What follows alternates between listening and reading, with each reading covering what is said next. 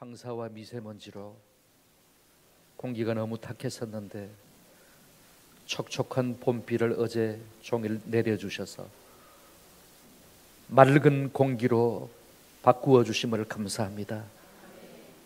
주일 낮예배 하나님께 영광 올려드리게 하시고 쉬어야 할 오후 시간에도 사모하는 심령으로 주의 존전에 모여 예배하며 찬양하고 말씀 듣게 하심을 감사합니다. 우리 성도님들 구원의 은혜 여기까지 함께 해주신 은혜가 감사하여 또 부흥사경회를 통하여 주실 말씀을 사모하며 귀한 예물을 올려드립니다. 주께서 내게 복을 주시려거든 나의 지경을 넓히시고 주의 손으로 나를 도우사 나로 환난을 벗어나 내게 근심이 없게 하옵소서 하였더니 하나님이 그가 구하는 것을 허락하셨더라.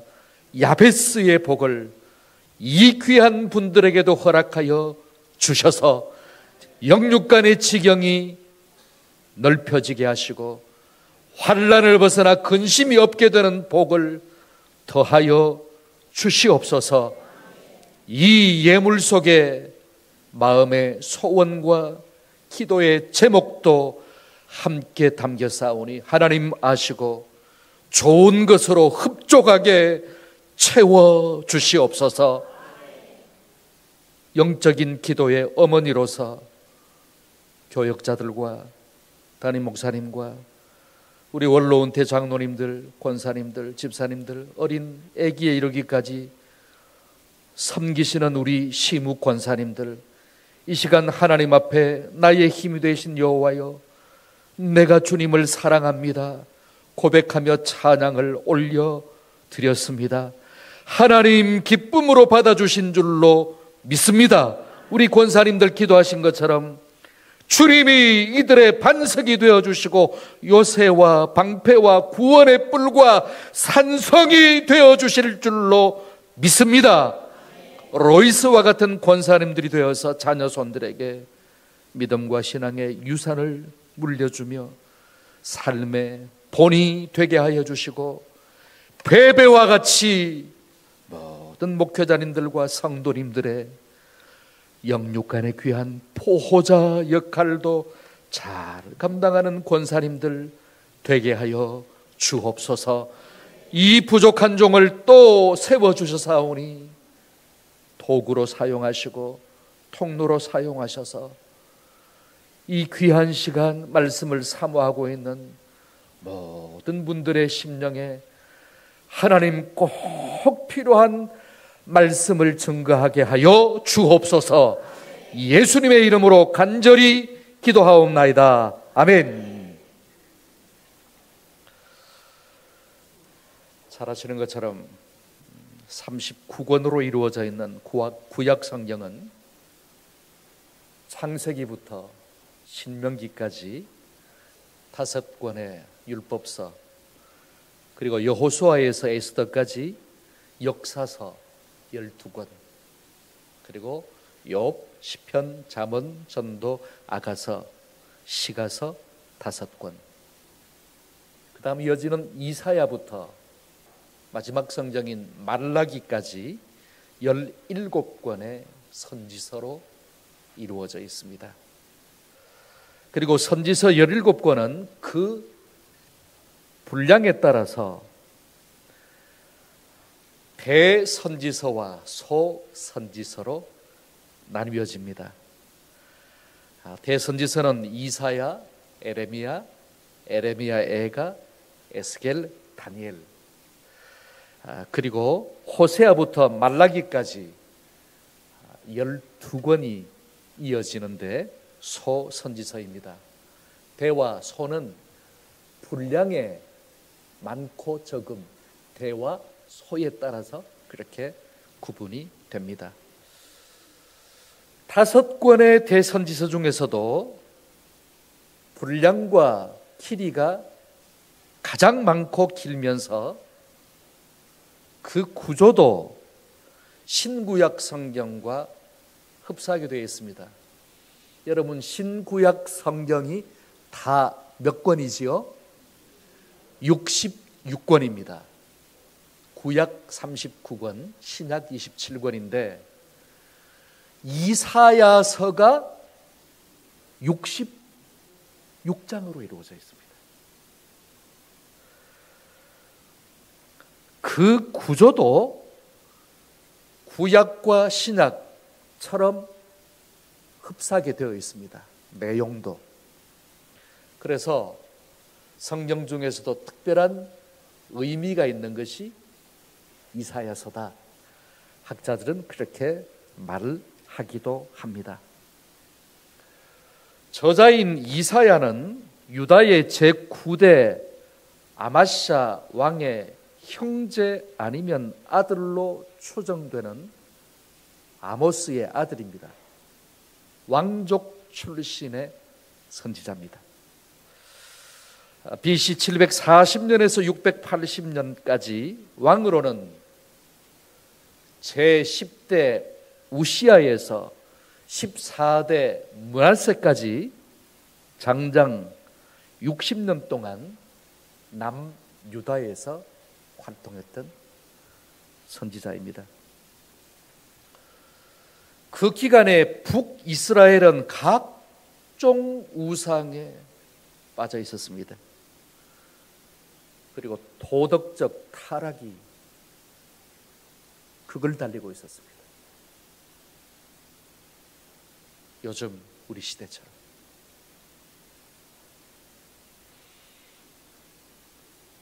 그러는 가운데 주변국 아수르가 세력을 급속하게 팽창시켜서 호시탐탐 이스라엘을 노리고 있었습니다.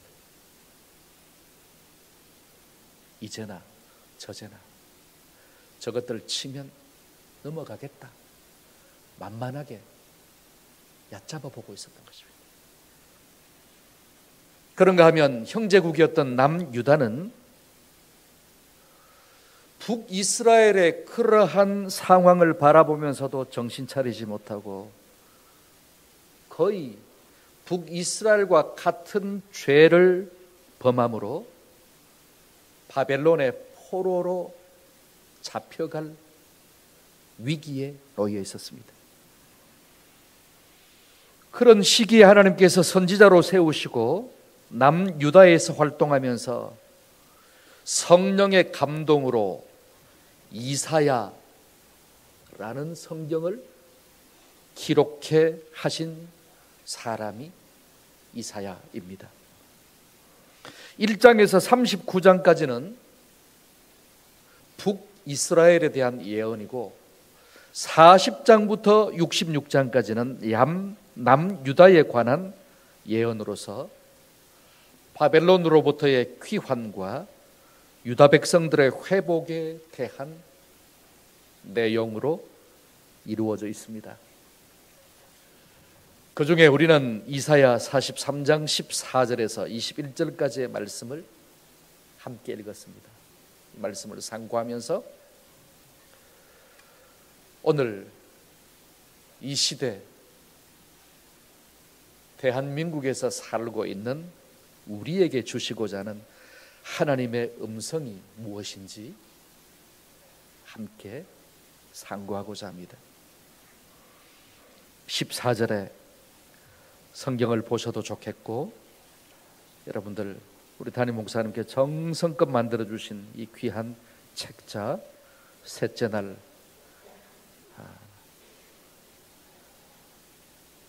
책을 보셔도 좋겠습니다. 14절에 너희의 구속자요 이스라엘의 거룩한 이 여호와가 말하노라 하고 본문이 시작되고 있습니다. 수많은 민족 중에서 유다를 선민으로 택하시고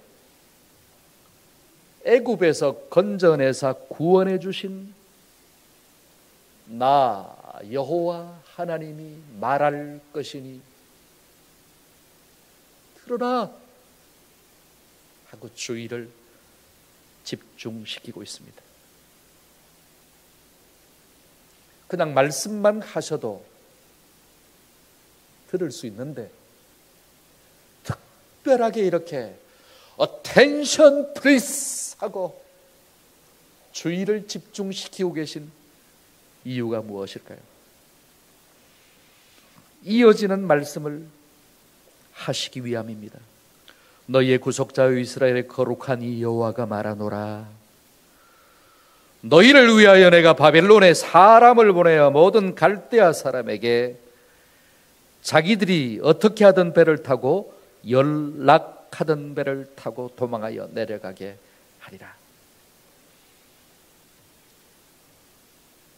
우리 담임 목사님께서 성경 읽으실 때에 일부러 강조해서 읽으셨는데요, 여기서 연락은 잔치연, 즐길 락, 잔치하며 즐기다는 뜻입니다. 바벨론은 고대 근동지역의 최강국으로서 세 차례에 걸쳐서 남유다 백성들을 포로로 붙잡아가 노예로 삼았습니다. 그리고 갈대아 사람은 아브라함의 고향이자 고대 문명의 발생지 중 하나인 티그리스강 유역에 자리 잡고 있던 갈대아 지역에 살고 있는 모든 사람들을 가리킵니다. 고대 갈대아는 용맹한 군사들을 많이 배출하기로 유명했는데 바벨론 제국의 지도층도 대부분 그 지역 출신들이었습니다. 그곳에 사람을 보내어 모든 갈대아 사람에게 자기들이 잔치하며 즐길 때 사용하던 배를 타고 도망하여 내려가게 될 것이다 하고 말하라는 것이었습니다. 여기에서의 사람은 바사, 페르시아의 고레스 왕과 그의 군대를 가리킵니다. 그들을 바벨론으로 보내어 갈대아 사람들이 잔치를 벌이며 즐길 때 타던 유람선을 타고 도망가게 만드시겠다 하고 전하라는 것이었습니다. 이어지는 말씀입니다. 16절 17절 우리 함께 읽으실까요? 시작. 나 여호와가 이같이 말하노라. 바다 가운데의 길을 큰 물 가운데 지름길을 내고 병거와 말과 군대의 용사를 이끌어내어 그들이 일시에 엎드려져 일어나지 못하고 소멸하기를 꺼져가는 등불 같게 하였느니라. 430년간의 종살이 끝에 하나님께서 세우신 탁월한 지도자 모세의 영도로 애굽을 탈출하게 된 이스라엘 백성들은 얼마 가지 않아 앞에는 홍해가 가로막히고 뒤에는 바로의 애국 군대가 추격해오는 진퇴양난의 위기에 놓이게 되었습니다. 그러나 하나님께서는 홍해를 갈라 바닥은 육지가 되고 물은 좌우에 벽이 되게 해주셨습니다. 그 사이에 장정만 60만, 남녀노소를 합치면 200만 명 이상이 되었을 이스라엘 백성들은 안전하게 그곳을 건넜습니다. 그러다가 물이 다시 흘러 이스라엘을 따라오던 애굽의 병거들과 기병, 바로의 군대는 다 그 가운데 빠져 죽었습니다. 출애굽기 14장에 기록되어 있는 BC 1450년경에 있었던 실화입니다.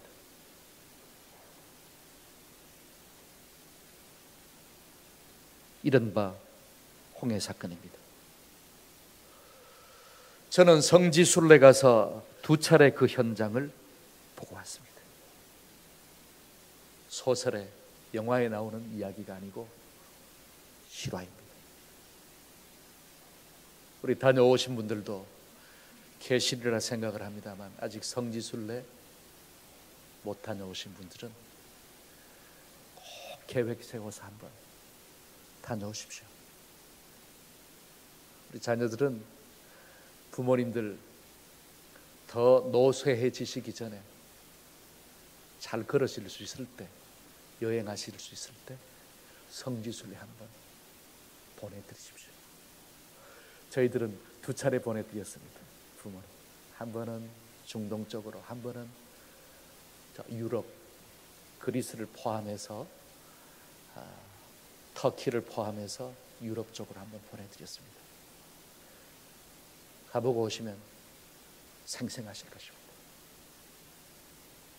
지금은 홍해 해저에 터널이 뚫려서 버스를 타고 달립니다. 이스라엘 백성들에게 있어서 홍해 사건은 놀라운 사건입니다. 이스라엘 사람들뿐만 아니라 전 세계 사람들도 홍해 사건에 대해서 별로 모르는 사람이 없습니다. 그래서 밀물과 썰물에 의한 조수간만의 차이로 바다와 섬 사이에 조그만한 길만 생겨도 제2의 홍해 사건이다, 한국판 홍해 사건이다 하면서 관광객들이 모여듭니다. 그런데 직접 홍해를 가보시면 정말 거대합니다. 그 바다가 갈라져서 남녀노소 200만 명 이상이 육지처럼 건넜다 하는 사실은 놀랍지 않을 수가 없습니다. 그래서 이스라엘 백성들은 하나님의 구원을 노래할 때마다 홍해 사건을 거론합니다. 150편으로 되어 있는 시편 한번 읽어보십시오.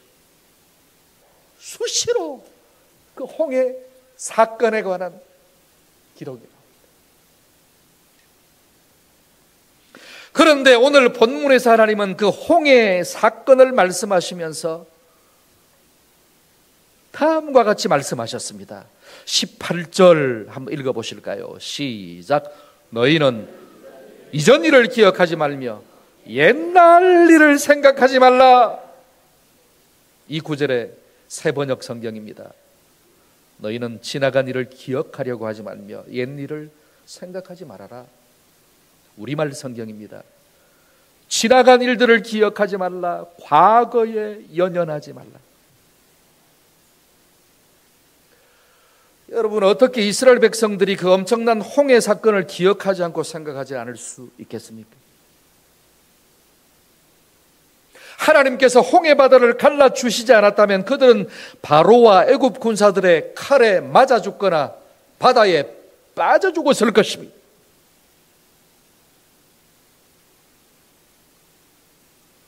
출애굽기 24장 21절에 기록되어 있는 대로 여호와께서 큰 동풍이 밤새도록 바닷물을 물러가게 하시자 물이 갈라져서 바다가 마른 땅같이 되어 안전하게 건널 수 있었습니다.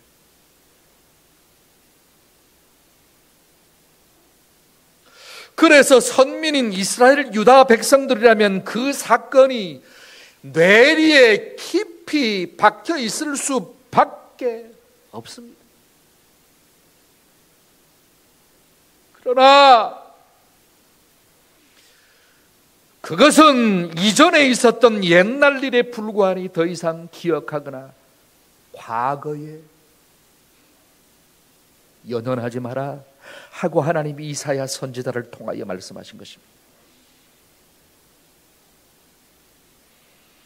무슨 말씀입니까? 왜 그 기념비적인 사건을 기억하거나 생각하지 말라, 거기에 더 이상 연연해 있지 말라 하고 말씀하신 것입니까? 19절에 그 이유가 들어있습니다. 19절 함께 읽겠습니다. 시작. 보라, 내가 새 일을 행하리니 이제 나타낼 것이라. 너희가 그것을 알지 못하겠느냐? 반드시 내가 광야의 길을 사막의 강을 내리니.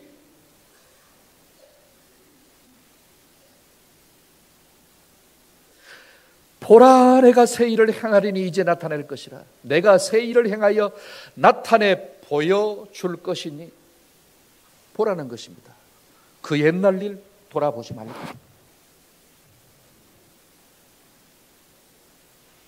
홍해 사건도 그전에는 없었던 엄청난 사건입니다. 그러나 앞으로 장차 내가 보여줄 것에 비하면 아무 일도 아닐 것이니 옛날 생각하고 과거에 머물러 있을 생각 하지 마라 하고 말씀하신 것이죠. 그러면서 하신 말씀이 반드시 내가 광야의 길을 사막에 강을 내리니 하고 말씀하셨습니다.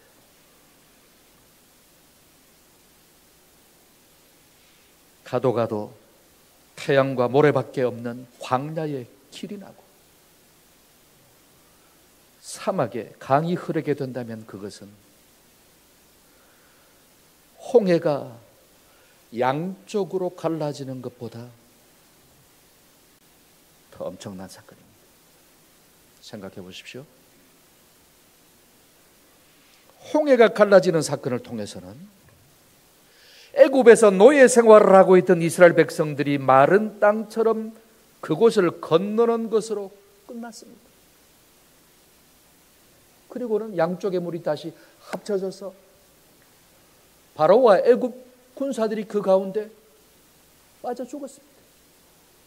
그리고 지금까지도 그 홍해가 그대로 거기에 있는 것뿐이죠. 그러나 광야에 길이 나고 사막에 강물이 흐르게 되면 바벨론의 포로로 붙잡혀가 있던 유다 백성들이 고국으로 돌아와 정착할 수가 있었습니다. 그 물이 귀한 중동 땅에서 실컷 필요할 때마다 물을 마시면서 오늘 본문의 물 속에는 의식주에 필요한 모든 것들이 다 포함되어 있습니다.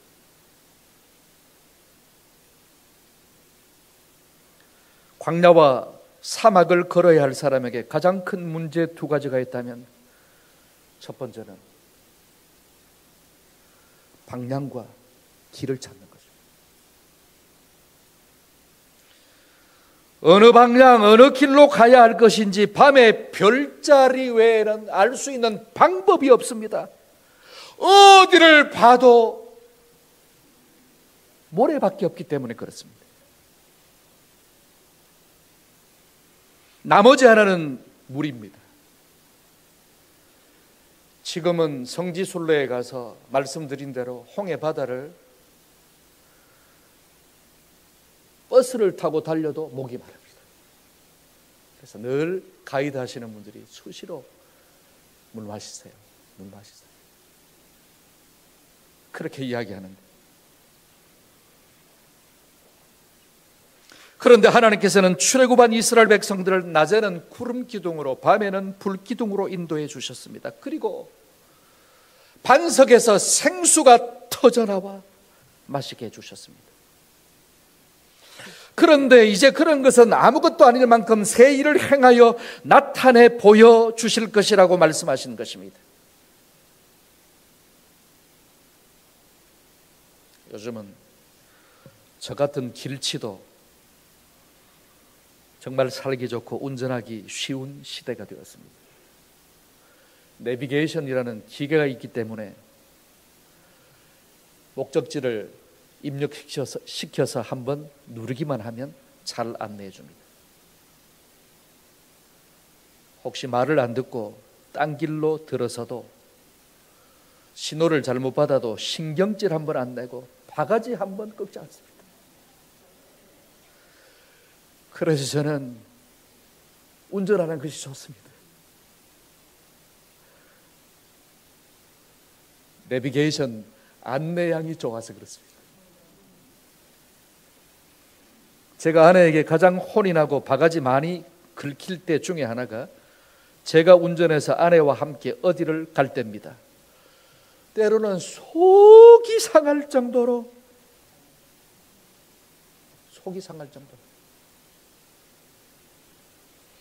그런데 내비게이션 안내양은 신경질 한 번 안 내고 끝까지 잘 가르쳐 줍니다. 오늘도 제가 몇 번이나 다른 길로 들어섰는데도 신경질 안 내고 또 다음 길로 안내.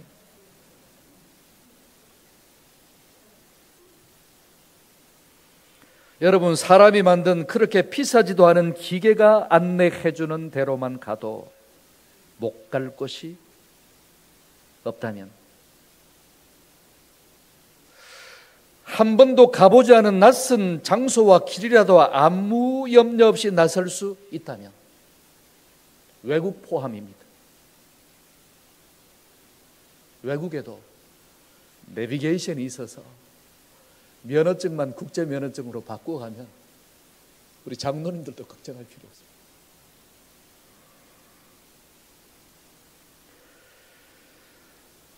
하늘에 계신 창조주 하나님께서 친히 인도해 주신다고 생각해 보십시오. 얼마나 더 안전합니까?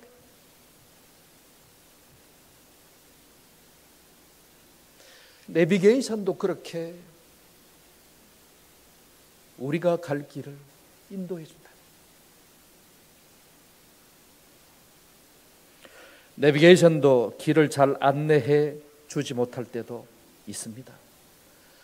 가까운 길을 두고 멀리 돌아가게 만들거나 업데이트가 되어 있지 않으면 산이나 바다 등 길이 없는 막다른 곳으로 데리고 갈 때도 있습니다. 그래서 기계만 믿고 따라가다가 아예 꺼져가지고 다운이 되어서 먹통이 되어버리는 경우도 저는 경험을 한 적이 있습니다.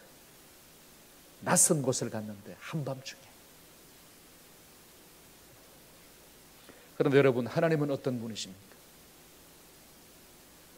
한순간도 한치의 오차도 없으십니다. 사람이 만든 내비게이션은 혹시 그럴 때가 있을지 몰라도 천지를 말씀으로 창조하시고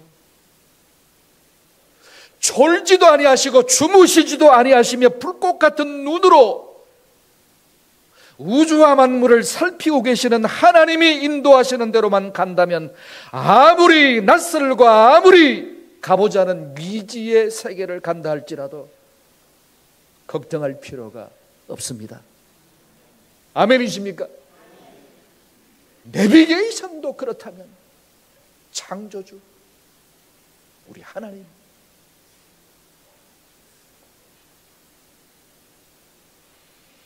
본문 20절 함께 읽으시겠습니다. 20절 말씀 시작.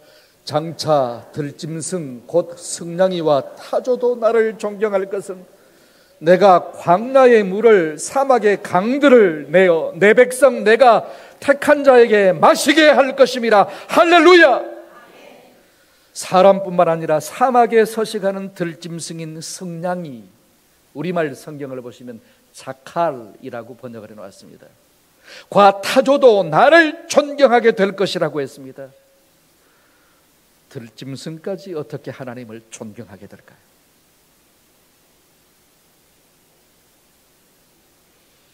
이글거리는 태양과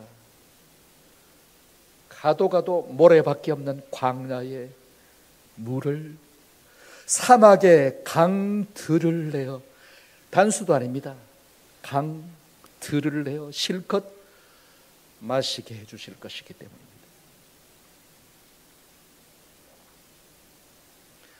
그런 광야와 사막에서 마음껏 물을 마실 수 있다니, 영혼이 없어서 그렇지 있다면 그 들짐승도 하나님을 존경하고도 남을 것입니다. 여기서 존경한다는 말을 우리말 성경에서는 공경한다, 현대어에서는 찬양한다로 번역을 해놓았습니다. 그 놀라운 일에 들짐승들까지도 하나님을 공경하며 찬양하게 될 것이라고 감정이입을 시켜서 의인화한 것입니다.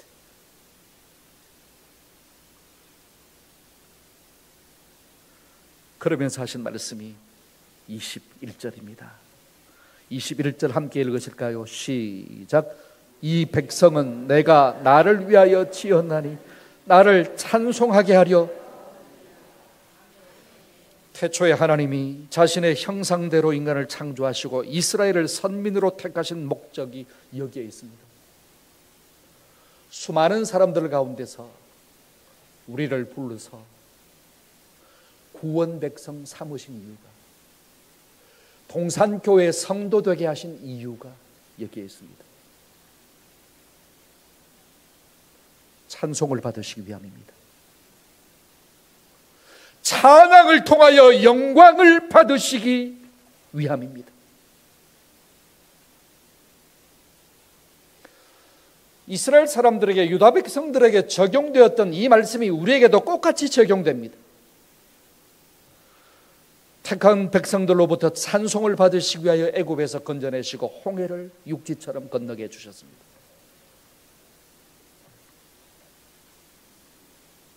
우리를 구원 백성 삼아주신 이유도 마찬가지입니다. 찬양하라고. 우리를 통하여, 선택한 백성들을 통하여 찬송 받으시려고. 그러나 이제는 홍해 사건이 옛날 일이 될 만큼 크고 놀라운 새 일을 눈앞에 펼쳐 나타내 보여주심으로써 찬양을 회복하여 영광을 돌리게 해주시겠다고 말씀하고 있는 것입니다. 이제는 그 처음 행위를 회복하여 나를 찬양하여라. 불평, 불만, 원망, 한숨, 후회 다 거두어드리고 찬송을 통하여 나에게 영광을 돌려라.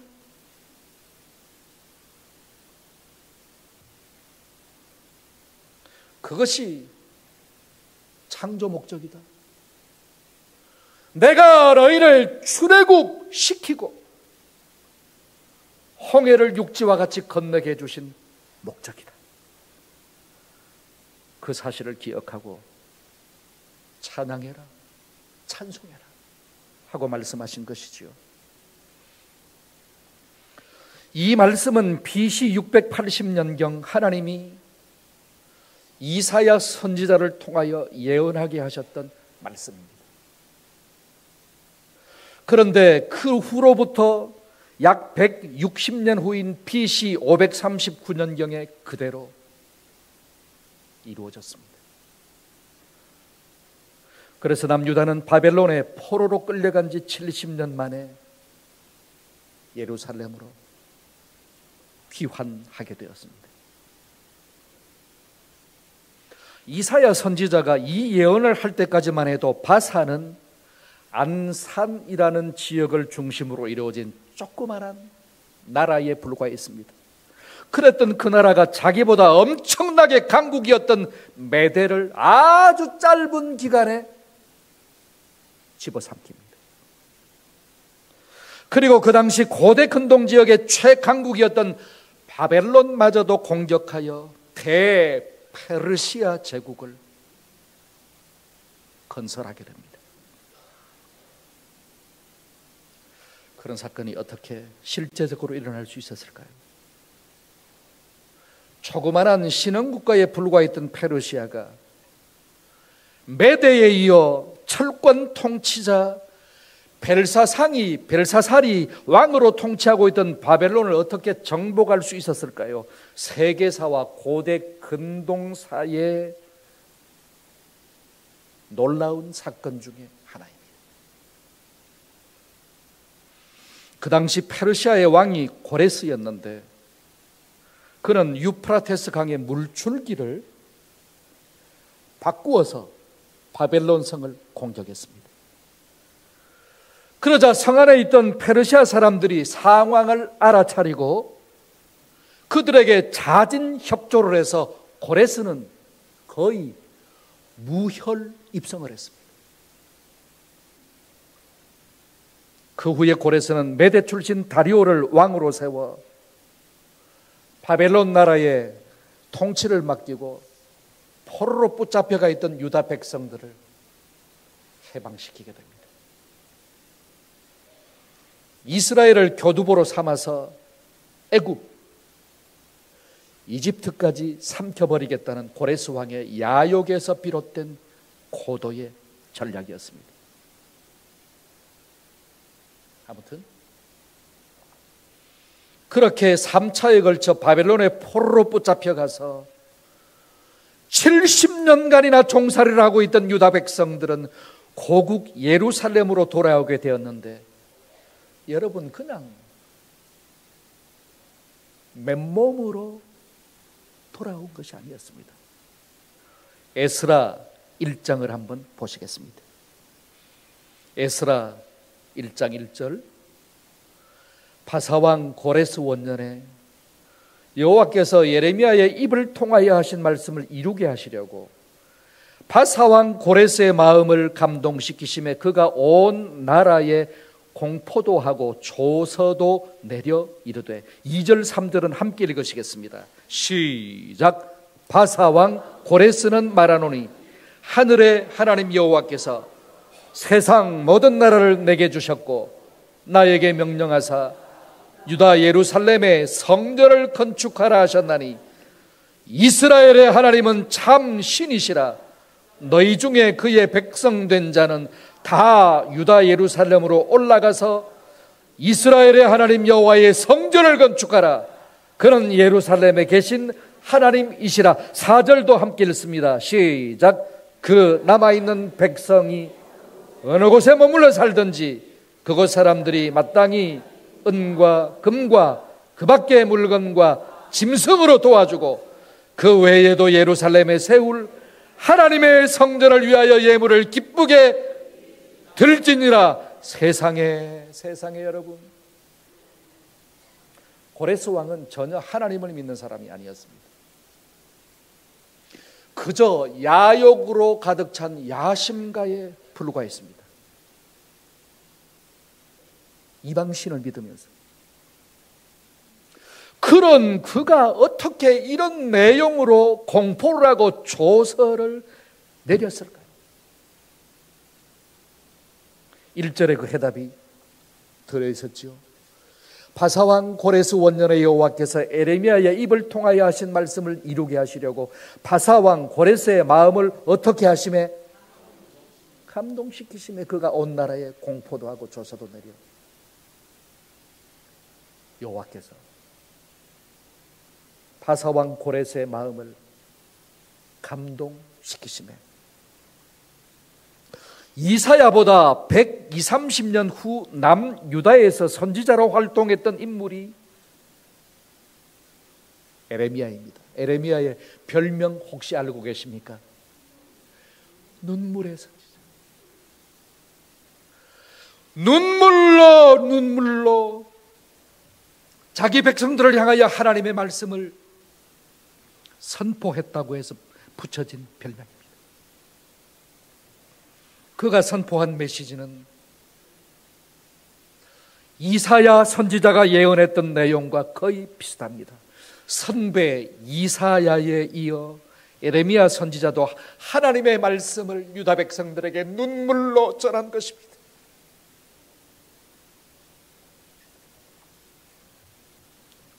제가 부족하지만 전했던 말씀을 우리 홍순년 목사님이 동산교회에 부임하여 여러분들에게 증거하고 선포하는 거죠.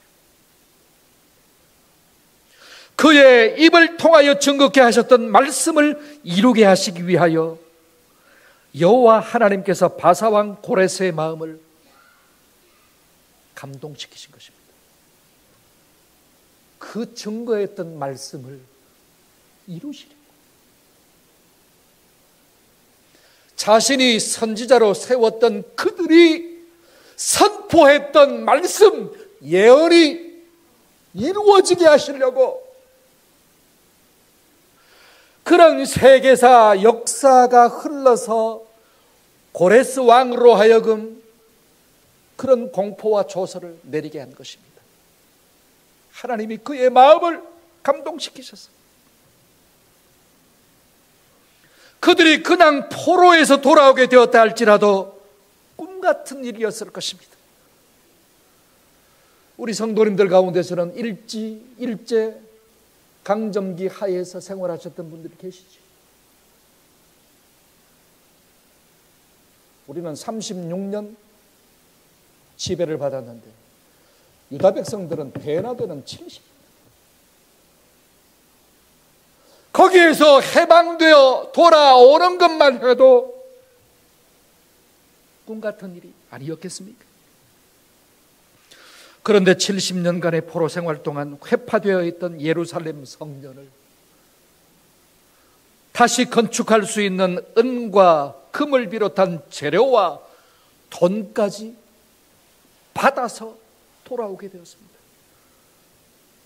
생활하는 데 필요한 물건들까지, 짐승까지도 주워서 가게 하라고 공포를 하고 조서를 내렸습니다. 고레스 왕. 이것을 본문에서 하나님은 새 일이라고 하시면서 보라! 내가 새 일을 행하리니 이제 나타낼 것이라 하고 이사야 선지자를 통하여 말씀하신 것입니다.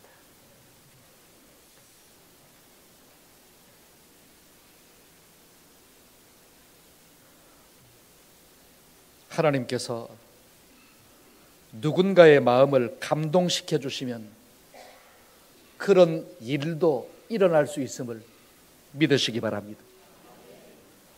그들은 자기들의 힘으로는 도저히 70년간의 포로 생활에서 벗어날 수 있는 길이 없었어요. 그런데 하나님이 세계 역사들을 그렇게 움직이고 만들어서 고레스 왕으로 하여금 그런 공포와 조서를 내리게 하신 것입니다. 여러분, 어떻게 이런 일이 가능할 수 있을까요? 홍해 사건도 옛일이 되어 잊어버리게 될 만큼 엄청난 그런 새 일이 어떻게 이루어졌을까요? 자, 15절 말씀 함께 읽으시겠습니다. 15절 시작. 나는 여호와 너희의 거룩하니요 이스라엘의 창조자요 너희의 왕이니라.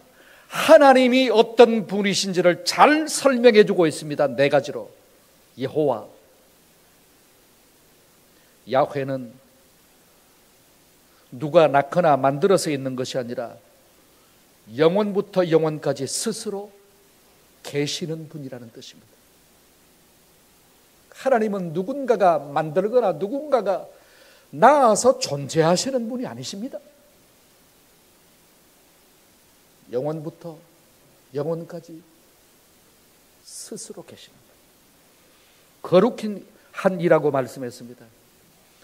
이 세상의 어떤 사람이나 세속적인 것들과는 절대적으로 구분되는 분이라는 뜻입니다. 사람은요, 그 사람이나 그 사람이나, 속된 말로 하면 이놈이나 저놈이나, 거기서 거기입니다. 하나님은 근본적으로 절대적으로 구분되는 분이십니다. 거룩한 분이라는 뜻이 그런 뜻입니다. 그리고 이스라엘의 창조자라고 말씀하고 있습니다. 아무것도 없는 가운데서 let be 있으라 하는 말씀으로 천지 만물을 창조하셨습니다. 태초에 6일 동안 있으라 하고 말씀만 하시면 있게 만드시는 분이 창조주이십니다. 그리고 마지막으로 너희의 왕인이라고 했는데, 왕이 어떤 사람입니까? 나라와 백성을 다스리고 보호하며 군대를 통솔하고 지휘하는 권리와 책임을 가지고 있는 최고 통수권자를 가리킵니다. 우리나라나 남의 나라나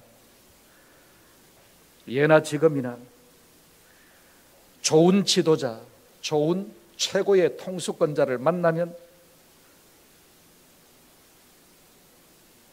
나라가 평안하고 부강합니다. 언제나 적국은 있어 왔고 주변국들에 둘러싸여 있지만, 그래서 무슨 일이 일어났는지 알 수 없지만 훌륭한 통치자 만나면 백성들의 마음이 든든합니다. 지금은 좀 고생해도 어려워도 미래와 소망이 있습니다. 지도자 잘 만나. 옛날에는 왕, 지금은 통치자 잘 만나. 하물며 영원부터 스스로 계시면서 만물을 창조하시고 졸거나 주무시지도 아니하시고 그의 백성들을 보호하시는 거룩한 여호와 하나님이 친히 왕이 되어 다스려 주신다면 그들의 백성에게 무슨 걱정이 있겠습니까? 성도 여러분, 오늘 말씀은 이 시간 이 자리에 있는 우리에게 주시는 말씀이기도 합니다. 어려운 역사 이야기를 했습니다. 우리나라 역사도 아니고 이스라엘과 그 주변국들 이야기, 그것도 고대 이야기, 페르시아, 바벨론, 언제적 이야기입니다.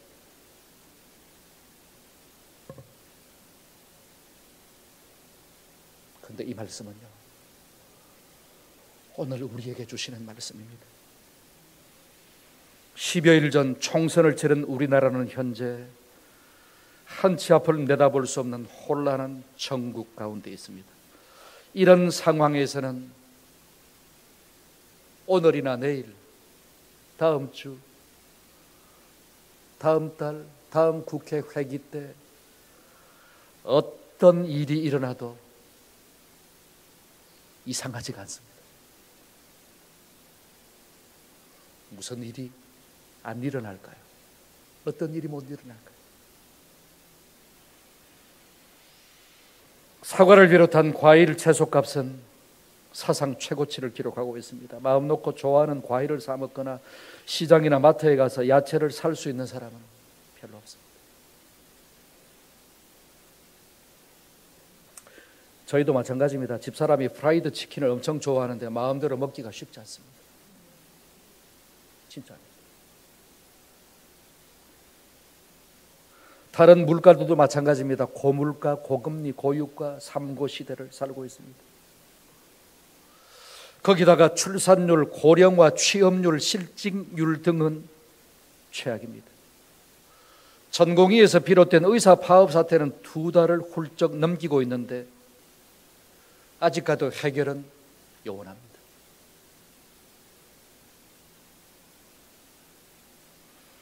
그런 가운데 북한의 김정은은 끊임없이 ICBM, LCBM, 미사일, 로켓 등을 쏘아 올리며 대한민국과 미국을 비롯한 전 세계를 핵으로 위협하고 있습니다.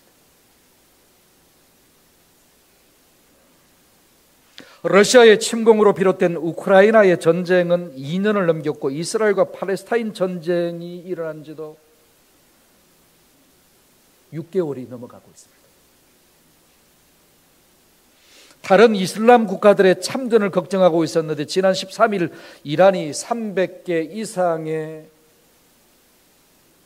드론과 미사일로 이스라엘을 공격했고 이스라엘은 그에 대한 보복 공격으로 어제 그저께 금요일 날 이란 본토의 군 기지를 파괴했습니다. 장난감에 불과했다. 이란에서는 공식 그렇게 발표했지만 적지 않게 타격을 입었을 것입니다. 같은 이슬람국으로서 이란의 우호국인 이라크, 시리아에서도 폭발음이 들렸다고 하는데 이란은 호르무즈 해협을 봉쇄하겠다.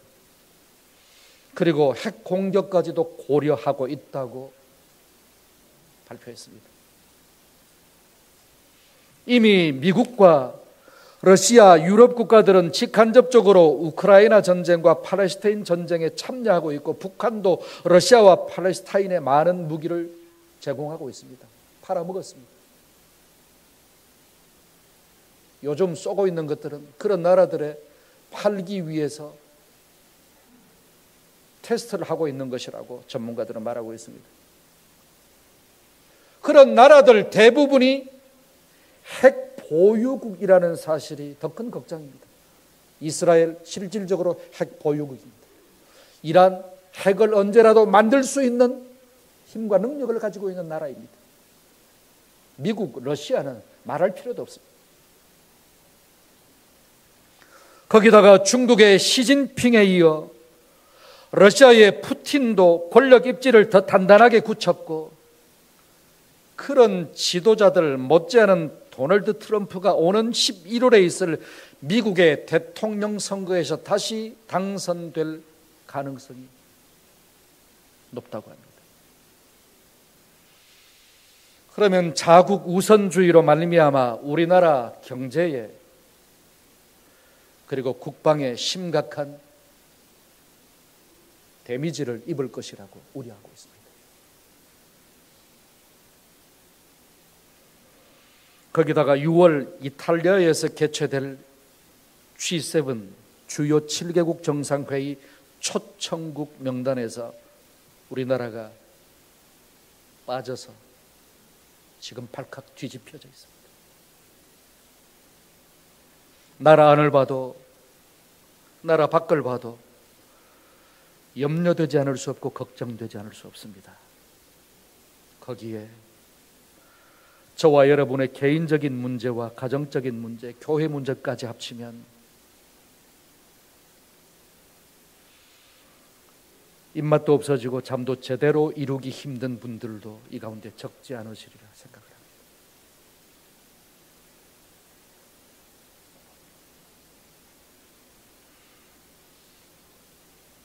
그런 저와 여러분에게 하나님이 이 시간 이렇게 말씀하고 계십니다. 보라, 내가 새 일을 행하리니 이제 나타낼 것이라. 430년간 종살이하고 있던 애굽에서 이스라엘을 탈출시키신 후 홍해를 마른 땅처럼 건너게 해주시고 70년간의 포로에서 돌아오게 해주셨던 하나님이 우리와도 함께 계심을 믿으시기 바랍니다. 1884년 5년 미국 선교사님들에 의하여 복음이 전해진 다음 하나님을 왕으로 모시고 예수님을 구세주와 주인으로 믿고 섬기는 우리의 눈물의 기도를 들으시고 하나님은 여기까지 인도해 주셨습니다.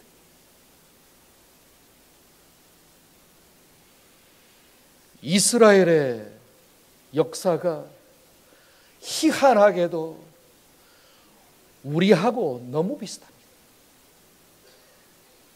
잘 생각해 보십시오. 36년간의 일제 식민지하에서 1945년 해방을 맞이하게 해주셨습니다. 1950년부터 53년까지 6.25 전쟁에서 우리나라를 건져주셨습니다.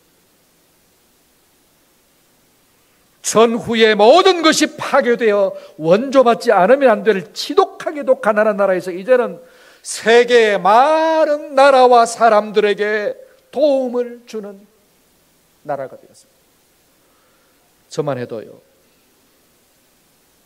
원조 우유 마시고 원조 빵 먹고 구제품 옷 입고 자랐습니다. 저만 해도.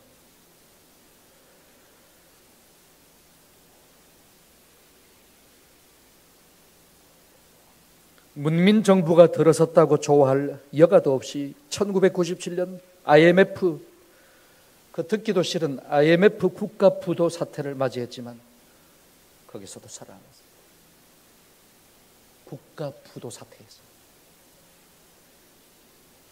미국의 대형 은행인 리먼 브라더스의 파산으로 비롯된 2008년 세계 금융 위기도 잘 넘겼습니다. 이때도 IMF 못지않은 위기였거든요. 2019년 말, 우리나라는 2020년 초부터 시작된 4년 3개월간의 그 지긋지긋한 코로나19, 그 사태 이전과 그 사태 이후로 역사가 나뉜다고 하는 그 무시무시한 코로나 사태도 결국에는 이겨냈습니다. 다음 달부터 최하위 단계로 완화가 되어 병원에서도 마스크를 안 써도 되고, 요양원에 있는 분들 면회하러 갈 때도 이제 검사를 하지 않아도 된다고 합니다.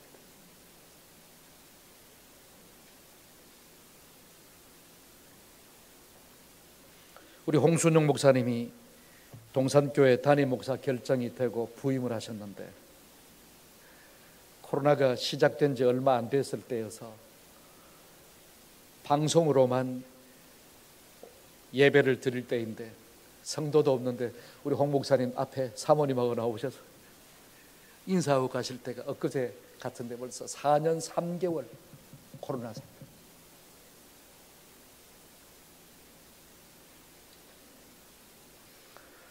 여러분 돌아보니 놀라운 일들 아닙니까? 하나하나 한 사건 한 사건. 그런데 여러분, 앞으로 나타내 보여주실 새 일에 비하면 그런 일들도 아무것도 아니다 하고 말씀하고 계십니다. 이스라엘 백성들에게 홍해 사건이 아무것도 아닌 것처럼, 그런 일들도 내가 앞으로 보여줄 새 일에 비하면 아무것도 아니다. 우리에게 지금 그 말씀을 하고 계신 것입니다. 이사와 에레미야 선지자를 통하여 예언케 하셨던 말씀이 나중에 그대로 성취가 되었습니다. 그래서 나중에 시편 기자는 그 일을 회상하면서 여호와께서 시온의 포로를 돌려보내실 때에 우리는 꿈꾸는 것 같았도다 하고 노래했습니다. 시편 126편 1절이죠. 2절 3절은 함께 읽으시겠습니다. 시작. 그때에 우리 입에는 웃음이 가득하고 우리 혀에는 찬양이 찼었도다. 그때에 뭇 나라 가운데에서 말하기를 여호와께서 그들을 위하여 큰 일을 행하셨다 하였도다. 여호와께서 우리를 위하여 큰 일을 행하셨으니 우리는 기쁘다. 암만요. 경상도 말로는 하무요. 하무요. 그런 큰 일을 개역 성경에서는 큰 대자 일사자를 써서 대사라고 번역을 하고 있습니다. 그런 대사를 행하여 주셨으니 어찌 입에 웃음이 가득하지 아니하고 어찌 찬양하지 않을 수가 있겠습니까? 선민인 유다 백성들이. 그래서 그렇게 노래한 것입니다. 꿈꾸는 것 같았다고. 여호와께서 그 큰 일을 행하여 주셨으니 우리 입에는 웃음이 가득하다고.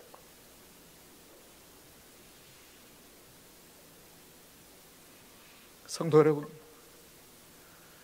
우리에게도 머지않아 그와 같이 간증하고 고백하며 찬양할 날이 오게 될 줄로 믿으시기 바랍니다. 우리 이야기라니까요. 우리에게 주시는 말씀이라니까.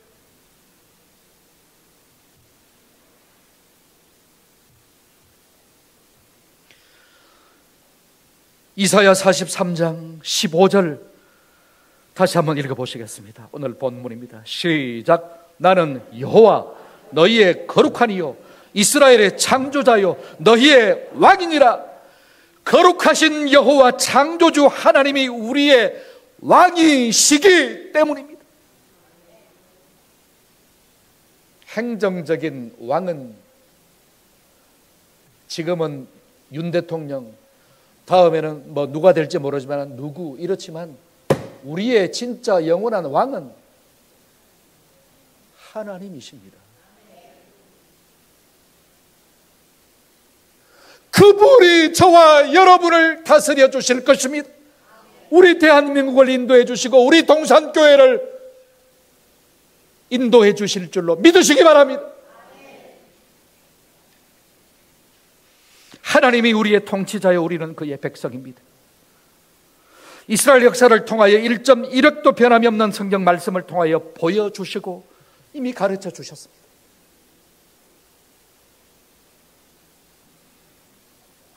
우리 찬송 한 장 부르실까요? 우리 반주자님 반주해 주실 수 있으세요? 그런 찬양이 38장 예수 우리 왕이여, 우리는 주님의 백성, 주님은 우리의 왕이라. 왕이신 예수님 오셔서 좌정하사 다스리소서. 이 찬양이잖아요. 우리 찬송가 중에 있습니다. 38장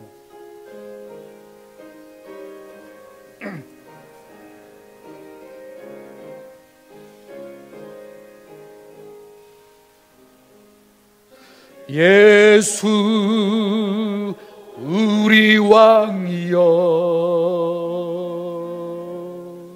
이곳에 오셔서 우리가 왕께 드리는 영광을 받아 주소서. 우리는 주님의 백성, 주님은 우리 왕이라. 왕이신 예수님 오셔서 좌정하사 다스리소서. 2절 예수 우리 주시여, 이곳에 오셔서 우리가 주께 드리는 찬양을 받아 주소. 우리는 주님의 종들, 우리는 주님의 종들, 주님은 우리 주시라. 주 대신 예수님 오셔서 이 찬양을 받아 주소서. 할렐루야. 저와 여러분이 힘이 없으면, 우리 나라가 능력이 안 되면, 꼭 해야 되고 하고 싶은데 할 여건이 안 되면, 하나님이 누군가를 감동시켜서라도 그 일들 이루어 주실 줄로 믿습니다.